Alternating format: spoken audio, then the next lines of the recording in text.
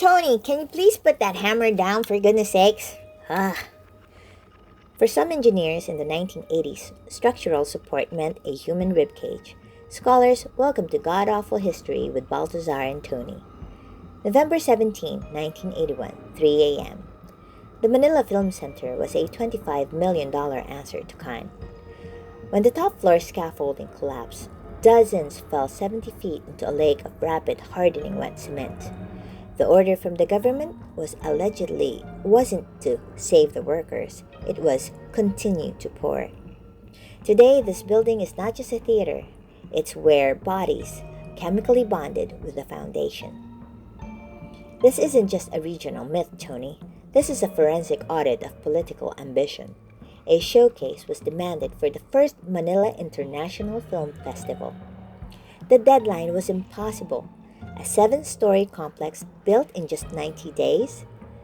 To attempt this, workers, numbering at 4,000, were employed running 24 hours across 3 shifts. Primary engineering reports and Red Cross logs confirmed that a media blackout and blanket security were immediately imposed by the regime.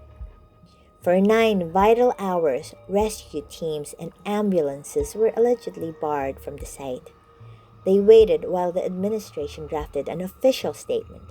By the time help was let in, the gray floor was solid. Think about this chemistry, Tony. The cement used was a rapid hardening hydraulic mix. This specific mix can reach standard cure strength in just 6 hours rather than the usual 28 days. Those trapped men weren't just buried, they were undergoing a prolonged chemical burn while still alive. Their bodies were processed by an exothermic reaction that generates enough heat to blister skin. Local testimony suggests that for days after, the smell of decay was overwhelming. When the festival finally opened, the elite were quite literally dancing on their graves. The final count is contested. The regime admitted to only 7 deaths, but independent investigators and primary source audits placed the count at least 168 workers still encased in the foundation. Is architectural greatness worth a foundation of human decay? Well, Tony made a song about this because history is easier to remember with a beat.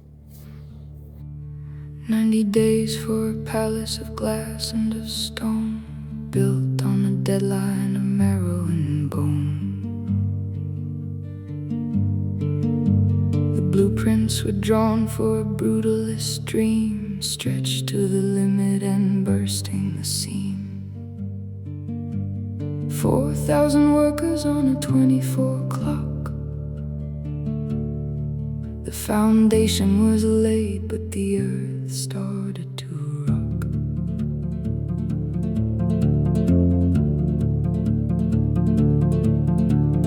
Three in the morning, the 4th level gave. Scaffolding splintered, a shallow wet grave. 169 fell through the air into the slurry of a vanity snare. They didn't hit water, they didn't hit ground. They hit the gray quicksand where no one is found.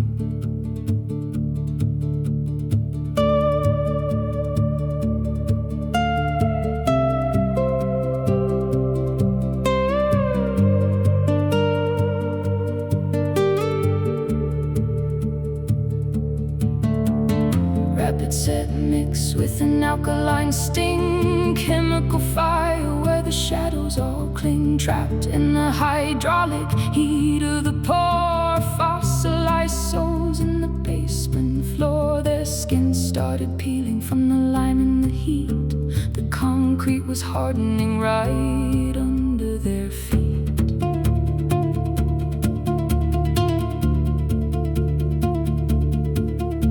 The orders were given to guard at the gate. 9 hours of silence to seal up their fate. No sirens, no medics, no rescue was called, while the administration stood back on appalled. By the time that the flashlights cut through the dark, the workers were rebar, a permanent mark.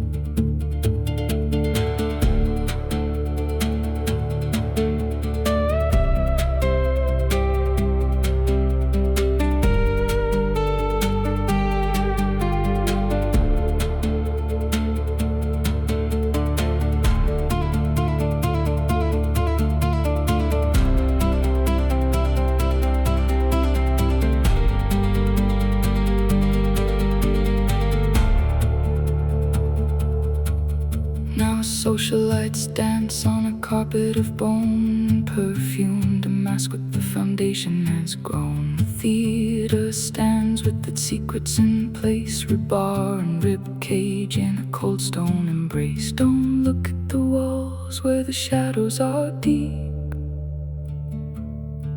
for the cement is holding the secrets they keep.